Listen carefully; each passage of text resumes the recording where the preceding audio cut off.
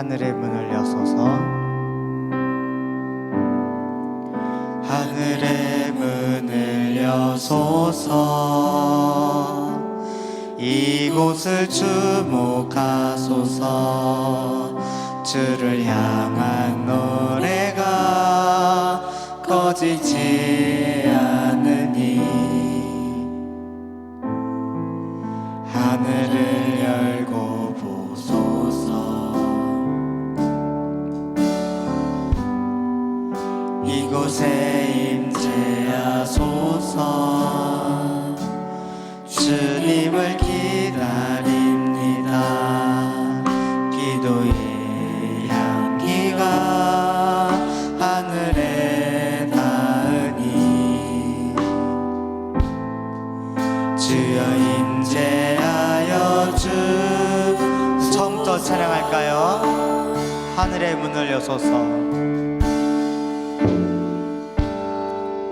하늘의 문을 여소서 이곳을 주목하소서 주를 향한 노래가 꺼지지 않으니 하늘을 열고 보소서 이곳에 임재하소서 주님을 기다립니다 기도의 향기가 하늘에 닿으니 주여 임재하여 주소서 이곳에 오셔서 이곳에 앉으소서 이곳에서 드리는 예배를 받으소서 주님의 이름만이 오직 주의 이름만 이곳에 있습니다 이곳에 오셔서 이곳에 앉으소서 이곳에서 드리는 예배를 받으소서 주님의 이름만이 오직 주의 이름만 이곳에 오셔서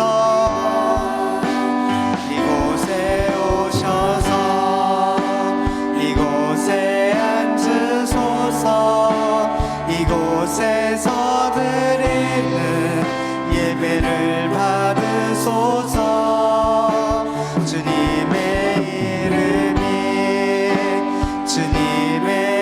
이름만이 오직 주의 이름만 우리 모두 다 같이 두 손 들고 찬양합시다 이곳에 오셔서 이곳에 앉으소서 이곳에서 드리는 예배를 받으소서 주님의 이름만이 오직 주의 이름만 이곳에 있습니다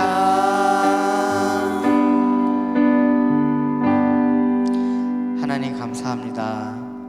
우리에게 오늘 하나님을 예배하게 하시고 하나님을 찬양하게 하시니 정말 감사합니다. 주님 우리가 방금 부른 찬양처럼 주님 정말 주님의 임재를 사모합니다. 주님의 임재를 갈망합니다. 이곳에 오셔서 우리의 인생에 찾아와 주셔서 말씀하시고 가르쳐 주시옵소서.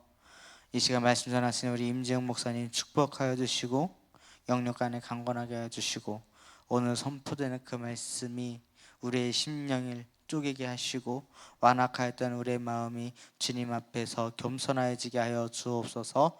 시작하는 시간이 오니 마치는 시간까지 함께 하시길 간절히 간구하며 예수님 이름으로 기도드립니다. 아멘.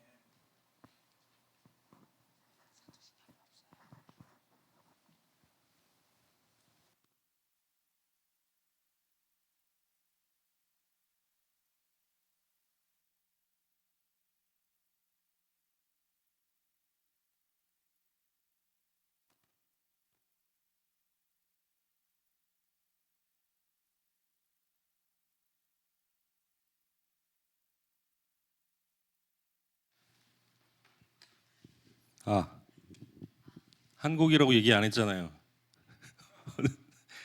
한국인지 몰랐잖아요. 예, 말씀 함께 보겠습니다. 사도행전 17장입니다. 사도행전 17장 16절로 18절입니다. 사도행전 17장 16절로 18절입니다. 성경을 찾으세요. 네, 찾았어요? 예, 짧으니까 우리 한 목소리로 같이 처음부터 끝까지 읽겠습니다. 시작.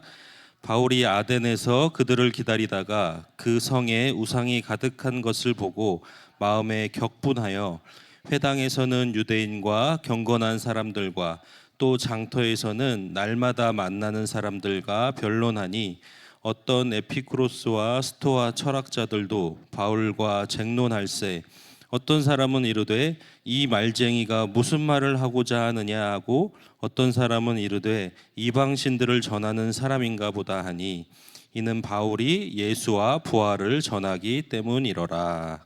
아멘.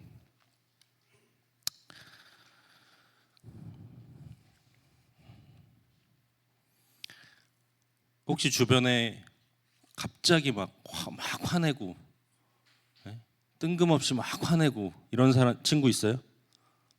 너가 그러니? 아, 동환이. 그래. 혹시 그런 사람을 보면 뭐라고 하나요? 뭐를 못 한다고 하죠? 분노 조절 뭐 장애, 분노 조절 장애가 있다 막 이런 말 하잖아요. 근데 여기서 말하는 분노는 어떤 부정적인 의미일까요? 긍정적인 의미일까요? 네, 부정적인 의미겠죠. 근데 분노라는 단어가 꼭 부정적인 의미만 있을까요? 네, 그렇지는 않습니다. 혹시 분노의 질주라는 영화 아세요? 예, 자동차 레이싱을 주제로 하는 그 영화인데 이 영화 제목에도 분노라는 단어가 들어가 있지만 이 영화에서는 분노를 어떤 부정적인 의미보다는 그 분노의 감정이 동력이 되어서 자동차 그 액션을 멋지게 보여주는 그런 동력으로서 분노가 사용된 영화입니다. 오늘 말씀에도 분노가 나오는데요. 오늘 말씀에 나오는 분노는 어떤 분노일지 우리가 한번 함께 찾아보겠습니다. 사도행전 17장 16절 말씀 함께 읽겠습니다. 바울이 아덴에서 그들을 기다리다가 그 성에 우상이 가득한 것을 보고 마음에 격분하여. 자, 오늘 말씀은 그 사도 바울이 선교 여행 중에 아덴이라는 곳을 방문했을 때의 이야기입니다. 아덴이 혹시 어딘지 아세요? 좀 비슷한 도시 이름이 생각나지 않나요? 네, 아테네라는 도시 아시죠? 그러니까 그 고대로부터 고대 그리스 때부터 수도였고 헬라 문화의 중심지였던 아테네가 바로 성경에서 나오는 아덴이라는 도시입니다. 이 바울은 그 자기의 선교 동역자였던 디모데와 실라를 이곳에서 기다리고 있었는데 그들을 기다리다가 아테네 땅에 가득한 우상을 보게 됐어요. 당시 아테네는 여러분도 혹시 알 수 있는 파르테논 신전 그리고 에레크테온 신전 등등 우상의 신전들이 가득한 도시였습니다. 그 그리스 로마 신화 알죠? 그리스 로마 신화에 나오는 그 그리스의 신들이 바로 이곳에 가득한 우상이었습니다. 우상들을 본 바울이 어떻게 반응했다고 나옵니까? 17절 말씀을 보면 바울이 마음에 격분했다고 표현하고 있습니다.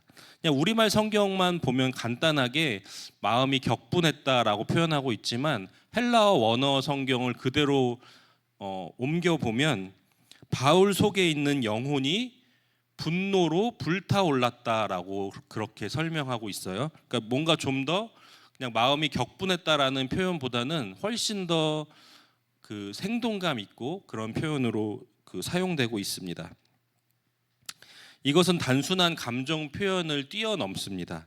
우상으로 가득한 그 땅의 어두운 모습을 보면서 바울은 영혼 깊은 곳에서부터 나오는 그런 참을 수 없는 분노를 느꼈습니다. 이것을 의로운 분노라고 말할 수가 있습니다. 이 분노가 바울을 참을 수 없게 만들었고 그 모습을 보면서 그냥 지나칠 수 없도록 만들었습니다. 자, 그렇다면 바울 안에 생긴 이 분노, 이 의로운 분노가 바울을 어떻게 움직였을까요? 오늘 말씀을 보면서 바울이 어떻게 움직였는지를 보면 바울이 가졌던 그 의로운 분노의 방향이 어디였는지를 우리가 정확하게 알 수 있습니다. 우리 사도행전 17장 17절 18절도 함께 읽겠습니다. 회당에서는 유대인과 경건한 사람들과 또 장터에서는 날마다 만나는 사람들과 변론하니 어떤 에피쿠로스와 스토아 철학자들도 바울과 쟁론할세 어떤 사람은 이르되 이 말쟁이가 무슨 말을 하고자 하느냐 하고 어떤 사람은 이르되 이방신들을 전하는 사람인가 보다 하니 이는 바울이 예수와 부활을 전하기 때문이로라. 아멘. 바울이 어떻게 했다고요? 그 안에 있는 의로운 분노를 가지고 어떻게 했습니까? 회당에서는 지금으로 말하면 지역에 있는 그 아테네에 있는 교회를 찾아가서 그곳에서 자기 동족인 유대인들과 경건한 사람들에게는 그들을 만나서 또 예수님을 전했고, 또 하나 장터에 가서 시장을 찾아가서 그곳에서 만나는 많은 사람들, 그러니까 그곳에서 만나는 많은 사람들은 아무래도 예수님에 대해서 한 번도 들어본 적이 없는 사람들이겠죠. 그러니까 그 사람들과 만나서 그들에게 예수님과 예수님이 부활하셨다는 그 복음의 소식을 날마다 찾아가서 만나는 사람들에게 전했다는 거예요. 그러니까 바울 안에 있던 그 의로운 분노의 방향이 사실 그 땅에 있는 우상들을 보면서 어떻게 이렇게 우상에 가득해, 그것만 있었던 것이 아니라 그 땅에 믿지 않는 사람들, 그 사람들이 예수님을 모르기 때문에 우상에 빠져 있구나, 이들을 향한 그 안타까운 마음, 그 영혼을 향한 그 애통하는 마음으로 날마다 찾아가서 그들에게 예수님의 복음을 전했다는 것입니다. 자, 그렇다면 오늘 우리는 어떻습니까? 여러분 스스로를 한번 진단해 보시기 바라요. 여러분은 정말 예수님을 믿는 사람들입니까? 대답을 아무도 안 하네. 예수님을 믿는 친구들이에요? 맞아요? 그러면 여러분 안에는 바울과 같은 의로운 분노가 있습니까? 오늘날 우리가 살고 있는 이 시대도 바울이 전도했었던 그 아테네, 우상으로 가득했던 그 땅과 크게 다르지 않습니다. 우리가 예수님을 믿기에 너무나 어렵게 만드는 이 시대의 문화이고 환경이고 우리의 믿음을 흔드는 많은 그 유혹의 매개체들이 넘쳐나는 이 시대의 모습입니다. 근데 그 시대 가운데 우리가 그래도 예수님을 믿는 사람으로 살고 있는데, 여러분 안에는 정말 예수님 믿는 사람답게 바울처럼 내 주변에 믿지 않는 많은 친구들, 또 내 가족들, 내가 알고 있는 지인들을 향해서 그렇게 의로운 분노가 여러분 안에 있습니까? 그 믿지 않는 영혼들을 바라보면서 안타까워하는 그 마음이 혹시 여러분 안에 있나요? 아니면 안 믿는다는 걸 알고 있으면서도 모른 척하고 나도 안 믿는 사람처럼 행동하면서 혹시 그렇게 살고 있진 않나요? 의로운 분노가 있으면 먼저는 우리가 이 세상 가운데 믿음을 지켜나가는데 크게 힘이 됩니다. 또 한 가지, 아직 예수님을 모르는 자들에게 복음을 전할 수 있는 그런 동력이 됩니다. 혼란한 세상 가운데 예수님의 사랑을 이 땅에 세울 수 있는 그런 원동력이 됩니다. 그렇기 때문에 우리 안에 그 의로운 분노가 회복되어야 합니다. 날마다 바울이 전했던 복음이 마침내 열매를 맺게 됩니다. 바울이 아테네를 떠날 때쯤이 되었을 때 바울에게 날마다 바울이 만나는 사람들에게 전했던 그 복음이, 그 예수님의 복음을 전해 들은 수많은 사람들 중에서 예수님을 깊이 받아들인 아주 몇몇 소수의 사람들이 생겨난 거예요. 아니, 날마다 전해서 수만 명, 어쩌면 수천 명, 수만 명에게 전했을 수도 있는데 고작 몇 명에게만 예수님이 깊이 자리 잡았다고? 헛수고한 거 아닌가라고 혹시 여러분 생각합니까? 그렇지 않습니다. 여러분이 만나는, 여러분이 복음을 전하는 수십 명, 수백 명의 사람들 중에 단 한 사람만 예수님을 믿고 예수님께로 돌아와도 여러분은 천국에서 큰 상급이 여러분에게 기다리고 있을 줄로 믿습니다. 하나님께서 한 영혼을 구원시킨 여러분을 그냥 내버려 두시지 않을 거예요. 여러분의 인생을 더 크게 축복하시고 더 많은 영혼을 주님께로 인도하는 복된 삶으로 여러분을 인도하실 줄로 믿습니다. 바울도 그것을 알았기 때문에 본인이 전하는 수많은 사람, 수천 명, 수만 명 사람들에게 복음을 전하는 일을 결코 헛된 일로 생각하지 않고 어느 곳이든 달려갔고 어느 나라든 어느 지역이든 달려갈 수 있었던 것입니다. 최근에 제가 어떤 일을 겪으면서 나라는 사람이 참 주변 사람들에게 무관심하고 무신경한 사람이었구나라는 것을 깨닫고 주님께 회개하고 있는데, 여러분도 저처럼 그렇지 않은지, 나도 혹시 내 주변 사람들, 내 가까운 이웃들, 가족들에게 정말 무신경하고 무관심한 사람은 아닌지 한번 돌아볼 수 있기를 바랍니다.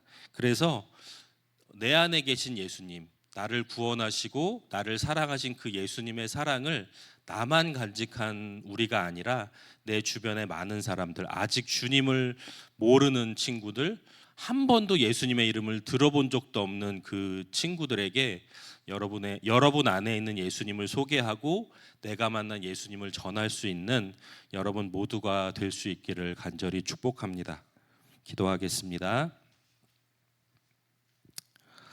하나님 아버지, 감사합니다. 오늘 예배 안에 말씀으로 임하시니 감사합니다. 하나님, 우리에게도 바울에게 주신 복음의 열정을 부어 주시옵소서. 그래서 믿지 않는 영혼들, 헛된 우상과 헛된 종교에 빠져서 죽어가는 줄도 모른 채 영원한 멸망을 향해 가고 있는 그들을 바라보시며 가슴 아파하시는 아버지의 마음을 우리에게 부어 주시옵소서. 그래서 바울처럼 한 영혼을 위해 기도하게 하시고 내 주위에 예수님을 모르는 많은 사람들에게 내가 만난 예수님을 소개하고 전하여 구원으로 인도하는 복된 인생을 살게 하여 주시옵소서. 예수님의 이름으로 기도합니다. 아멘. 봉헌 찬양 함께 올려드리겠습니다.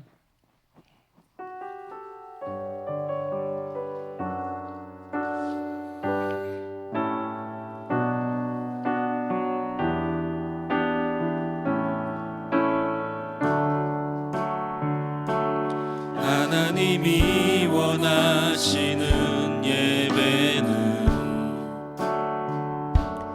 나의 몸을 산제사로 드리는 것,